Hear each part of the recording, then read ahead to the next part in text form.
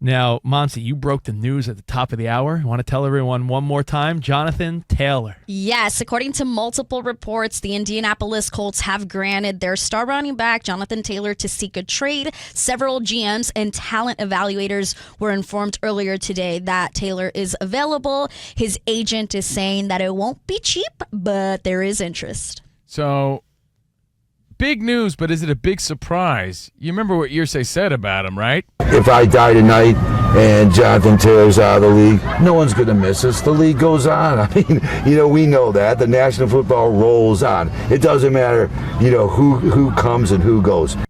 Well, that's one way to assure that the guy won't want to play for your team. If I die tonight and Jonathan Taylor's out of the league, no one's going to miss us. Kind of makes sense now. Kind of. Didn't need to add the whole death part. And he also because remember his first comments were, "We are not trading him, not now, and not later in the season, not in October." I'm just wondering, is there a team? Because we talked about it, even the best running backs in the game are not getting the deals that they thought they would. You saw it with Saquon. Josh Jacobs is reporting to camp, right? Yes, which is good news for Raiders fans. But these guys are all. Dalvin Cook, $6 million, $8 million. People, you know what? Zeke got $6 million, Dalvin got $8 million. $10 million for Saquon. Josh Jacobs was mulling over an $11 to $12 million deal.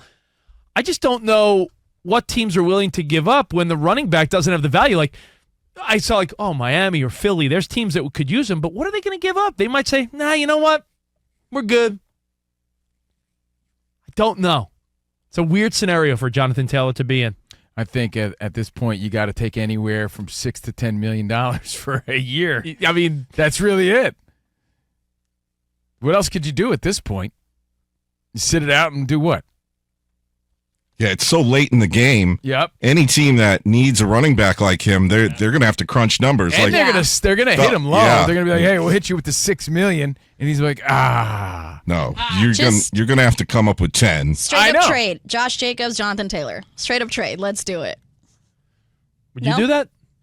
I mean, if Jonathan was willing to sign like a long-term deal where he was flexible with the numbers, more flexible than Jacobs, I mean, but I don't think the Raiders are going to do that when they have the number one back. Yeah, and I think Jonathan Taylor's right behind him, though, in the number 2 slot, if he's healthy.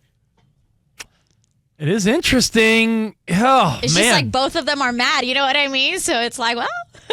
And also, is it a question of who needs a running back? I guess who needs a running back? If we had to, I know you're saying that it's been diminished a lot, the running back. Yeah. But when you look around the league, is there anybody that actually would actually be better if they had Jonathan Taylor needs a running back right now? It's been diminished, but it's also time to pivot, just like any job or any career like we've established. So if you're running more slant patterns and you're working on your hands a little more, then you're going to get the ball a little more, a la your boy, Christian McCaffrey. That's the blueprint nowadays. You can't be so one-dimensional. Like everything in life. Like Rich, hey, we're radio hosts, but guess what else we got to do now?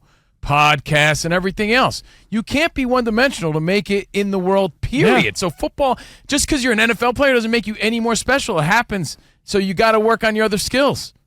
So if he wants to get that fat payday or a longer contract, then he has to prove that he's also that guy. I'm thinking about, unfortunately, the best leverage, Ramos, I'm sorry, I was just sort of taking in what you said, is probably not the start of the season. I mean, you're going to want to play the whole season and sign a deal. That's your instinct. Your instinct is like, all right, I'm going to request a trade. Hopefully we get this done and I can start the season fresh.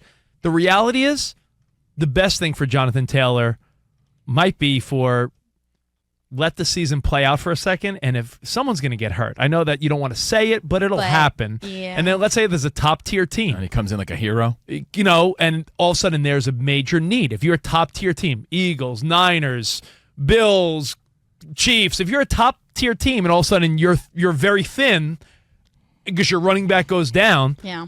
I mean, God forbid McCaffrey. Well, don't even say that. Yeah. I'm a Niners fan, but he's $16 million, right, McCaffrey? Yeah, and let's say it's a top tier team, and you got money to play with, then you're talking. But right now, check out Taylor's numbers: 3,841 yards and 33 touchdowns, 802 receiving yards with 3 TDs caught. Dang, yeah. So he is that Dude is guy. a baller. Yeah. Yeah, he is that guy. So maybe, if when you know your worth, you know your value. So you're going to have to give a lot to the Colts to trade Yeah. for him, and then you're going to have to rework that contract. He's entering the final year of his rookie deal. All right, well, like I've Dang. always said, Danny, like if Jimmy Irsay dies or this guy's out of the NFL, just know that everyone will wake up tomorrow. I'm just saying. All right? By the I'm way, glad the you Col- threw those numbers at me, though, Dan, because that does make you think, like, well, you know what?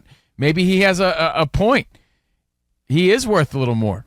But by the way, think about the Colts' last couple of seasons. I mean, the Andrew Luck, right? Then last year they hire a guy who's ever coached a football game in his career, and that's they lost like every game except for one. Jeff Saturday. And now they How got you their been? best running. Yeah.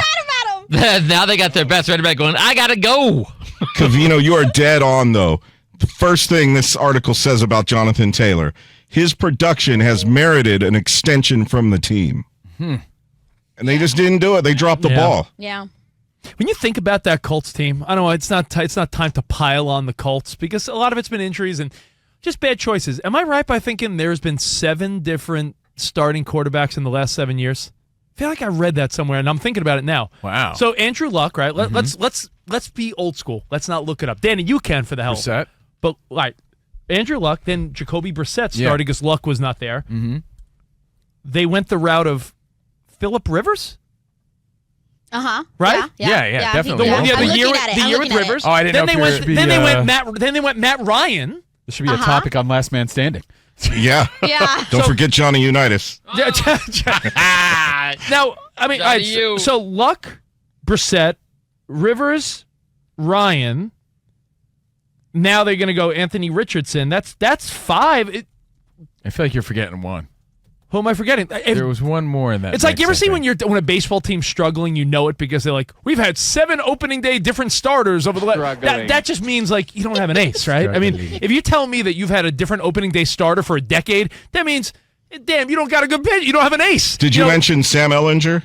I did not mention Okay. Sam Ellinger. As he's There on you the go. screen Yeah. right in front of Yes. us right now. Yes. And Good old Nick number Foles. 4. And Nick Foles. Yes. Yeah. Nick Foles. Oh, and Uncle Rico was. Al Bundy. Oh, they could sign Al Bundy as a running And- back. 4 touchdowns one game. Did you talk about Brian Hoyer? Brian Hoyer. Yeah, it's people love to say Cleveland Browns. Remember, there was 20-something quarterbacks in a handful of years. The Colts last decade, Since Luck. it gave them quite the opposite. Honestly, when Andrew Luck called it quits early and said, "Listen, I just can't do this anymore," they've been scrambling around ever since trying to find who's the next guy. And they tried the whole, hey, does this veteran have any gas left? Couple times. And now, I know he said he was surprised, but I don't think anyone was surprised other than him that he's now the starting quarterback.